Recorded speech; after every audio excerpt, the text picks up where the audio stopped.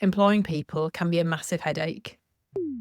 You can take more people on, but it doesn't mean that your company will grow in terms of turnover. Anyone can do this.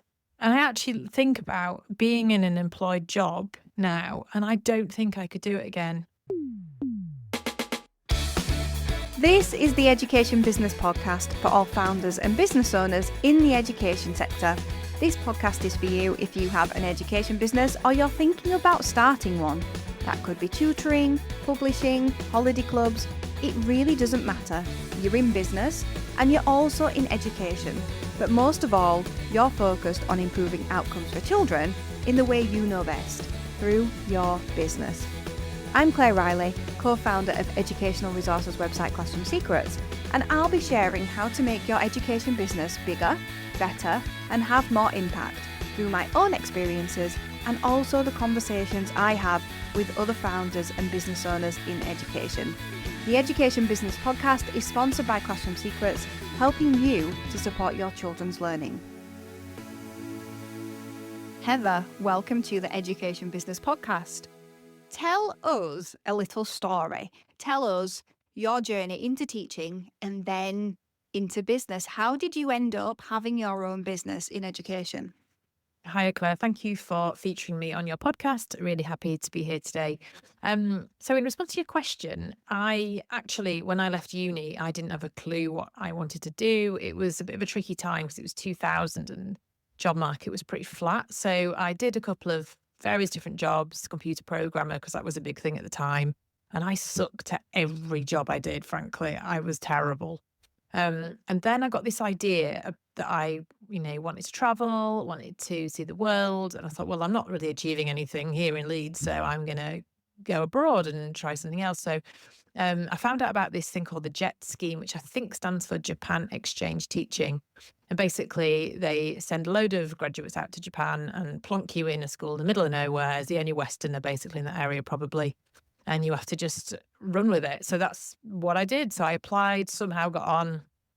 And then before I knew it, I was winging my way out to Tokyo, did a couple of days training, and then ended up in this random school, which in hindsight was probably like the Keithley of Japan. That year, I kind of found myself and found out who I was, what I wanted to do, and became happy kind of in my own company, which I'd never been able to do before. Gave up drinking, which I think, it was a big thing at the time. Got healthy, lost weight, and I just emerged after that year. I came home. I remember coming home after a year and people didn't recognize me and I've seemed like a completely different person, but that's what ignited my love of teaching. And it was the first thing I'd ever been good at, basically. And the teachers in my school would say to me, "You're really good at this."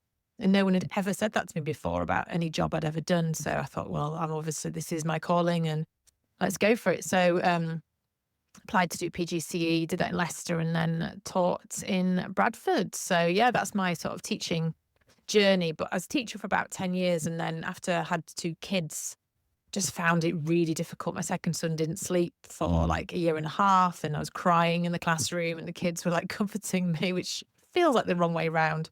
And then I think I've told you this story before, but I was rifling around a cupboard one day and I found some Twinkle resources and asked them for a job. They gave me a job. There was 5 of us then. I was the first teacher to work there. And then, 5 years on, working there for 5 years, I was head of marketing.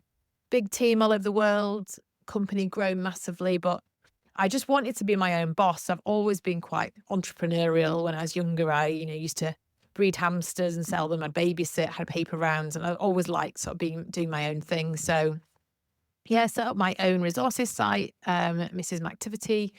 And I've been doing that now for 7 years, make schemes of work and resources for schools and teachers. And then alongside that, I wrote a book called Learn to Read the Easy Way. And I launched my own phonics scheme, which was validated by the DFE, which I actually sold in the summer to Discovery.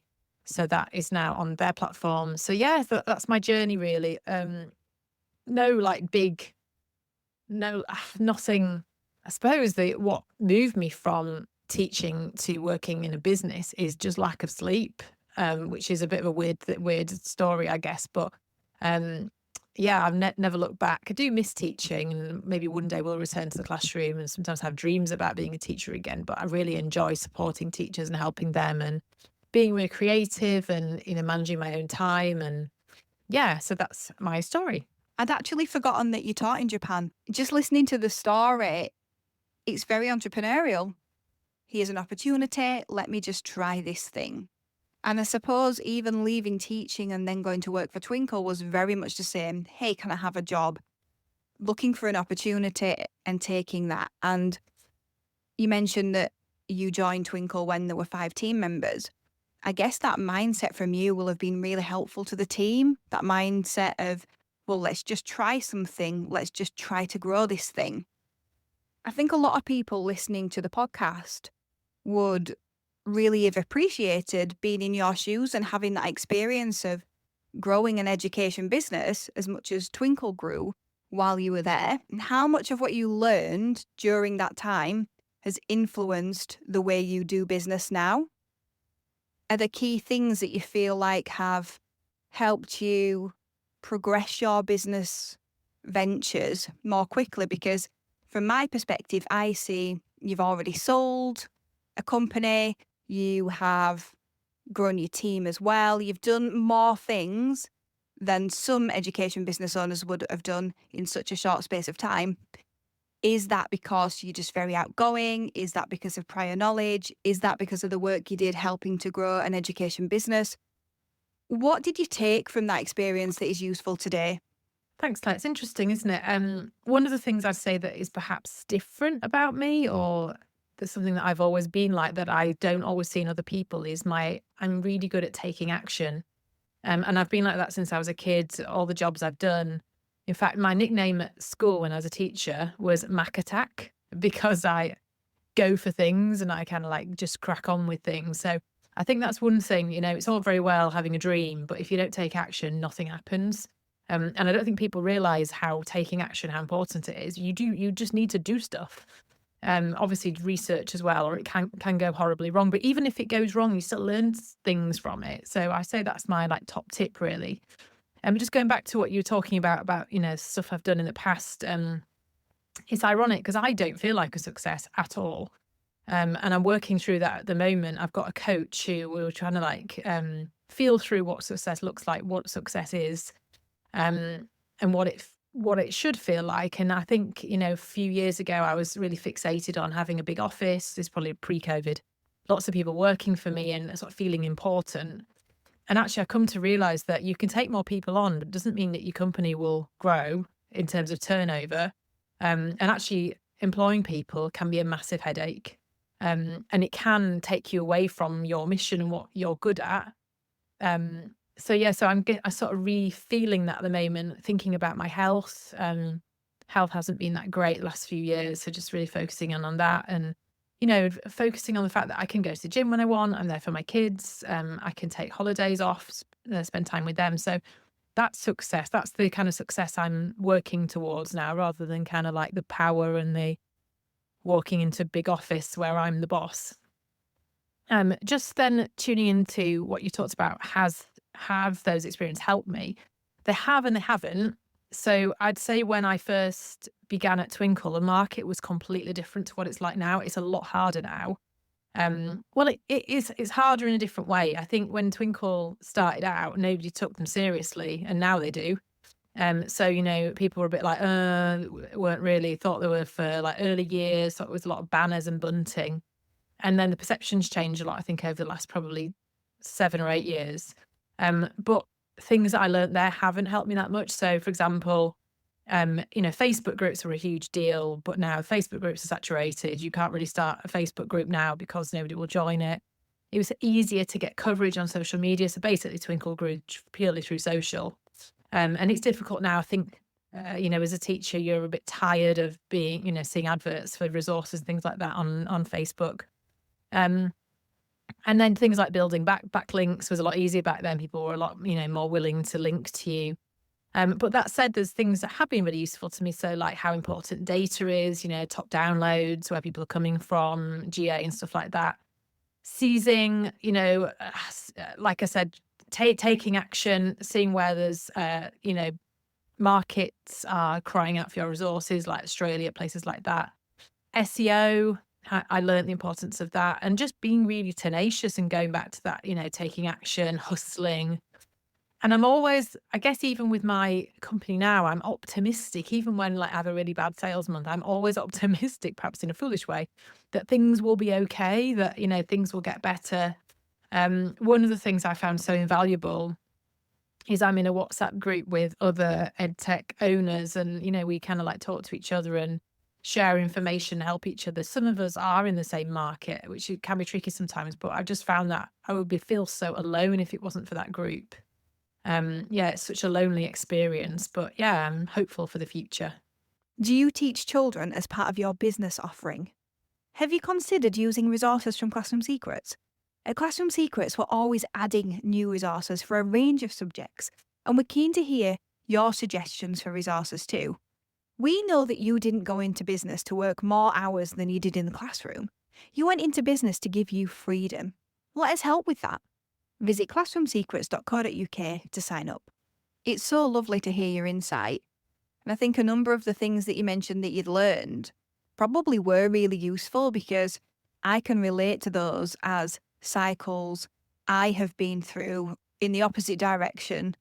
For example, the hope piece. I think you start out with hope, and then I went through a period of time where I wasn't as hopeful. And so I think that was a really brilliant learning, and one that I've had sort of on my own journey, really, rather than being able to bring it into my business from somewhere else. So you said your superpower is taking action. There'll be people who are listening to the podcast now who go, well, I've got young children, it's really difficult for me to take action, or I'm ADHD, it's difficult for me to take action. What does that mean in your day to day? Is that you acting on it straight away? Is it using a to-do list? Is it putting lots of time into it? Or is it finding the quickest way possible? How does taking action impact your life in a positive or negative or both of those way? Yeah, it's interesting, that one. In a lot of ways, the taking action can be negative. I feel like sometimes if I get an idea in my head, um, I have to do it straight away, no matter what else I might be doing that day, which can be really annoying for other people. But I'm trying to learn to reflect a little bit more. And if I suddenly have some inspiration, I'll make a note on my phone, in the notes section, or write it down and then come back to it later. Because often if I come back to it later, I think, actually, no, that's not a great idea. But if I'm caught up in it, I'll just kind of like pursue something. And even if I probably should have thought about it a little bit more clearly. And I think that has led to some mistakes. I even did it yesterday. I got this idea in my head that I was going to send out an email to all our users about account sharing. And I was just like, right, I've had enough now. I'm going to take action. So I sent this email out, and obviously what happened was, first of all, I didn't check the email properly, and I left a call to action at the bottom, which said start your free trial, which didn't make any sense because I was rushing. And then lots of people emailed back saying, I'm not account sharing, I promise. So it backfired completely, didn't work. And everyone who wasn't account sharing thought I was talking about them. So yeah, you do have to know yourself and to reflect on your behavior, and try to, like, if you're feeling that you're going to do something silly, know yourself well enough to just take a step back and just sleep on it and come back to it the next day, or ask someone whose opinion you trust and, come back to it later. But just going back to what you were saying about taking action if you've maybe got young kids, I think just talk to people, use your network, have conversations with people, either in person, on message. Don't be afraid to message other founders as well. I had someone message me yesterday from another resource site that I'd never even heard of, in fact, asking me for my advice. And I'm happy to, give that advice. Perhaps it's not worth that much, but just talk to people. Even, when I've gone to use new tech guides, I'll look at companies I worked for before, and I'll message that company and ask, if that person was any good. People are happy to help. You'd be so surprised. But I guess if you are short of time, yeah, you've got to find the most time effective way of doing things, things like using AI, which I do quite a lot now for all sorts of different things. And see what's working and what isn't. Like I said, about data, look at your data. you can so easily become caught up in something that you believe to be true without the evidence. Um, I was looking at, for example, you might think that a certain scheme of work is really popular, but actually when you look at the downloads and what people convert on, you might be completely wrong and you're pushing the wrong thing. So yeah, it's really important just to, do your research, look at the evidence, see what people are looking for, and just, double down, I suppose, on those things. I was just going to say as well that with the curriculum changes possibly coming up, there's never been a better time since perhaps 2013 to get stuck in and see where the gaps will be and try and fill those gaps first. I know it's difficult, isn't it, to come up with a really new idea that no one else has thought of, especially now because the market is saturated. But this is a great time. So, like I said, there's reasons to be optimistic for the future. But you just need to be like researching, reading in it, on Instagram, on other, Facebook groups and all that stuff. Just do your research and just stay alert. Having a good idea is probably the most important thing, and timing as well. Because obviously sites like Twinkle, 90% of it was timing. It wasn't that their content was any better than anyone else's. It was just they were just there first. So yeah, timing is like super important. And going back to just thinking about what you're saying about time efficiency, automate everything. Like automate, your email sequences, your invoice creation, your even collecting receipts and stuff like that. Just make sure it's so automated. And it is not difficult. Honestly, I'm not a techie person. I managed to figure it out mostly. Yeah, that's a really top tip as well. I used to be like that, I used to take immediate action. And I even went through a period of time of really missing it and trying to get it back. And in some ways, I would like it back. But what changed for me was when I had a baby and I had these ideas and I'd want to work on them straight away, but I couldn't because the baby was here. And I found that really hard. I kind of went through a grieving process, if I'm honest. It was really, really difficult. Now what I do is I log it and I put it on motion. But I do think sometimes it takes longer when you have to try and refine the motivation to do the thing you wanted to do. And you've never got the same amount of motivation. One thing that I have tried to do is I've got the idea to do it and then I give it to someone else to do. So that has been helpful, a helpful mindset shift. But I actually think for me, I was so focused on that. I was obsessed with it. When I look back now, I'd say I was burned out by doing that. So I think it's a balance, like you said, isn't it? Giving yourself that breath and thinking about whether you should be doing it now or whether you should sleep on it. You mentioned before that success looks different to you now to how it did in the first place. What is the dream for your life? How do you want your life to be? If I came to you in 5 years' time, what would you want your life to look like then? Yeah, talking about the, wanting to jump on things. The other thing that I've decided to do is to empower the other people on the team to challenge me. It can be difficult when someone's your boss to have the confidence and also that they've worked in this sector for such a long time, like I have.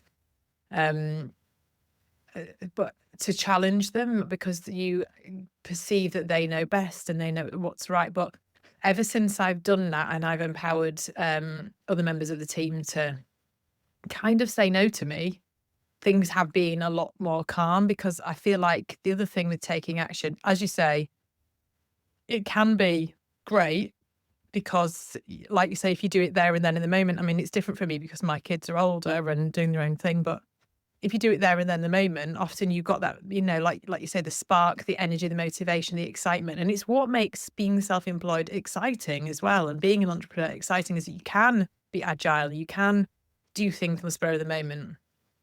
But actually, there, like as we've said a few times, there's a balance. And giving my team that power, if you like, to challenge me has actually resulted in even more interesting ideas and projects. So having those, even though then, I know they're not my peers as such, but having those peer conversations is actually out of an idea maybe I've had. They said, actually, no, let's not do that because remember we did that before. And it didn't work, and then they'll say, but we could do this instead, and then it can spark new ideas and things like that within the team. So I guess putting it to good use and controlling it whilst not losing that spark it gives you is difficult but fruitful. In terms of what I want my life to look like in the future and what success means now, I'm still feeling through that, to be honest. I'm trying to reimagine it, rethink it. I was talking to someone. I went to the Guest Dubai event in November, and I met loads of really interesting people. It was really great to network again, because I hadn't done it for a long time, and it actually really invigorated me and gave me clarity as well. But the thing is, when you're a business owner, the tangible sort of definition of success is making money, isn't it? That's how you grow your business. That's how you're kind of like, you measure things, you measure sales. Is it working? Has it generated sales? And I think as business owners, and I fell into this, and maybe still am to a certain extent, you get a bit obsessed with money.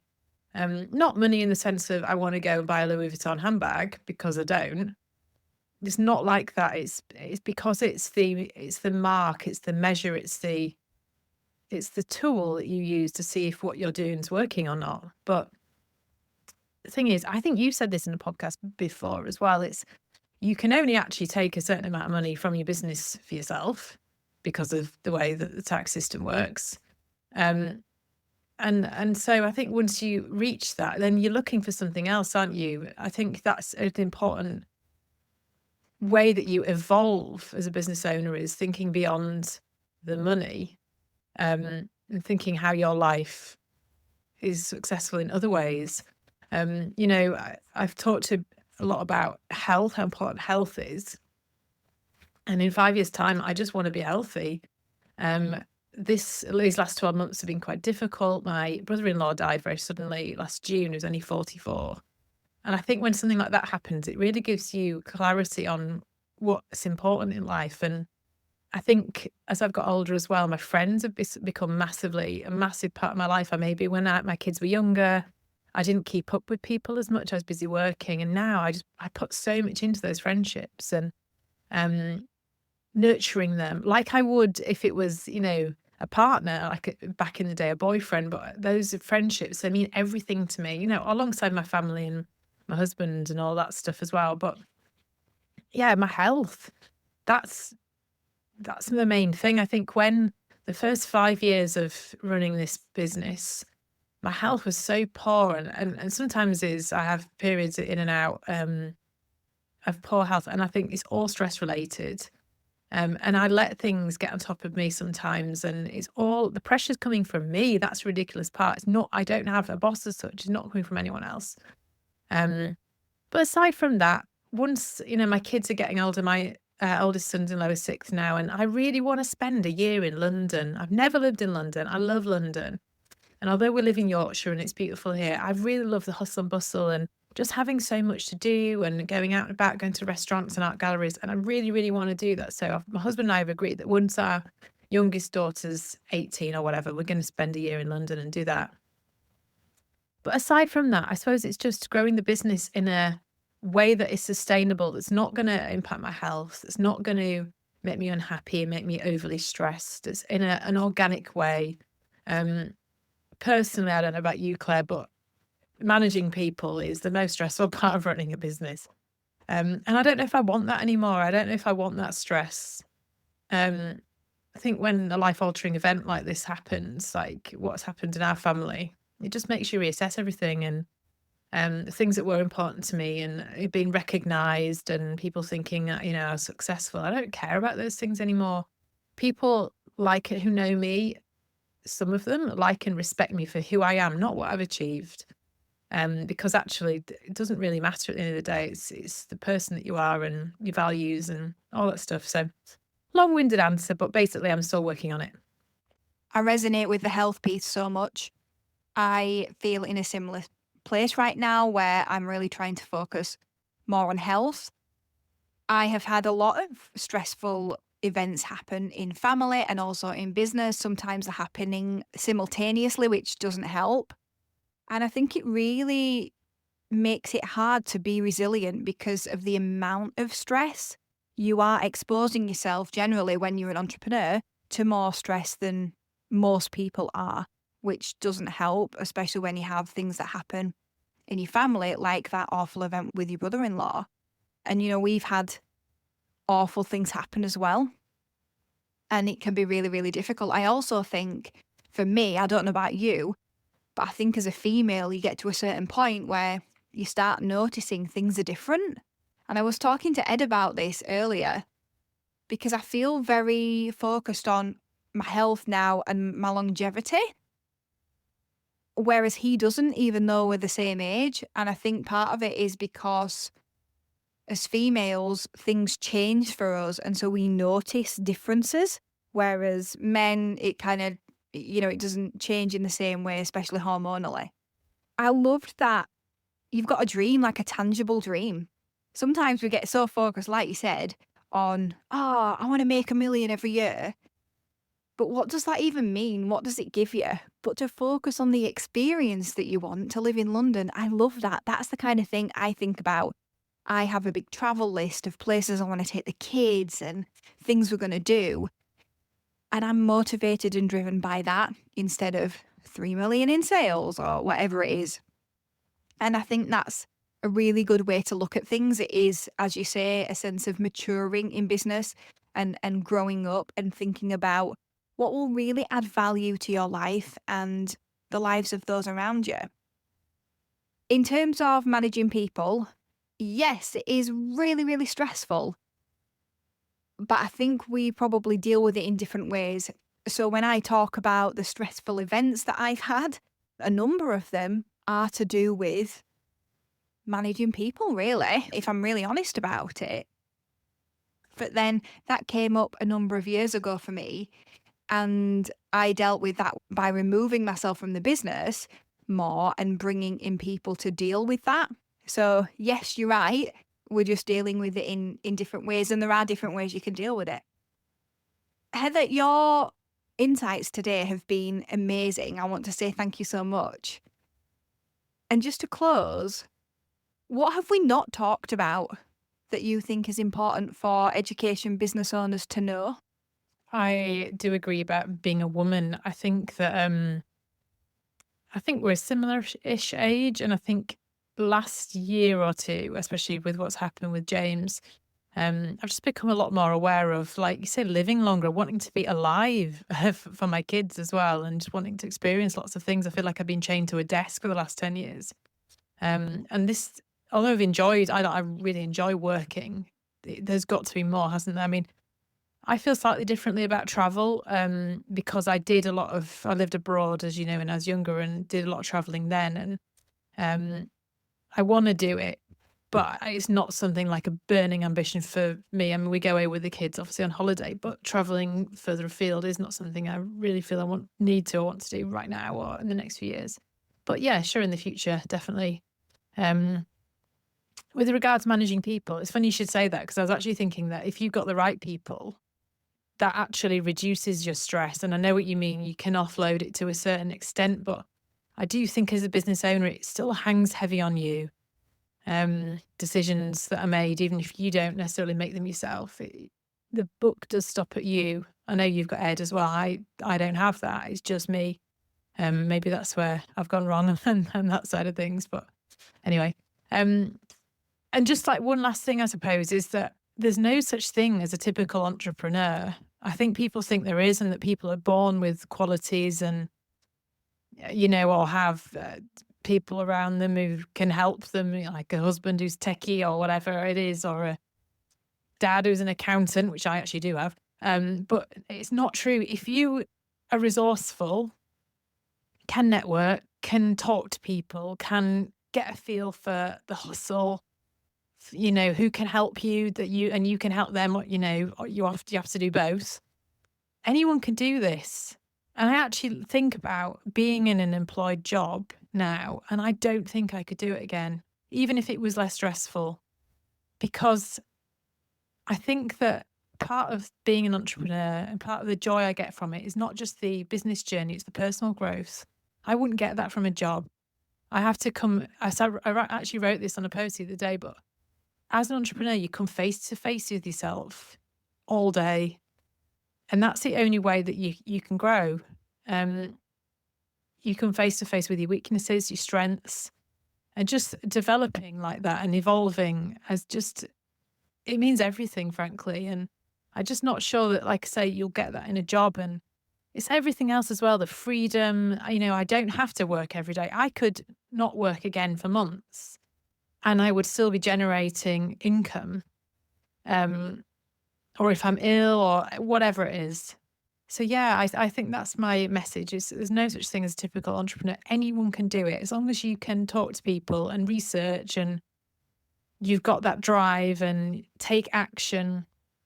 That's my final message. What an amazing final message. I actually think you sneaked a second one in there, which was you need to be open to growth. And we did talk about this earlier, so I 100% resonate and agree. I absolutely believe it. You have to be open to growth and facing yourself in business every single day. And that is not something that you would get in a job. And I agree. The thought of ever going back to a job scares me more than being an entrepreneur and struggling, because not necessarily because I have such a deep trust in myself either. I just would be so unhappy. I think I would find that so hard. I would feel like I'd lost so much in terms of the freedom and the way that we do things. Heather, thank you so much for sharing your insights on the Education Business Podcast. I know that it will have helped so many people, whether they're just starting out in education business or if they've been around a while. Really appreciate what you've had to say. Thank you.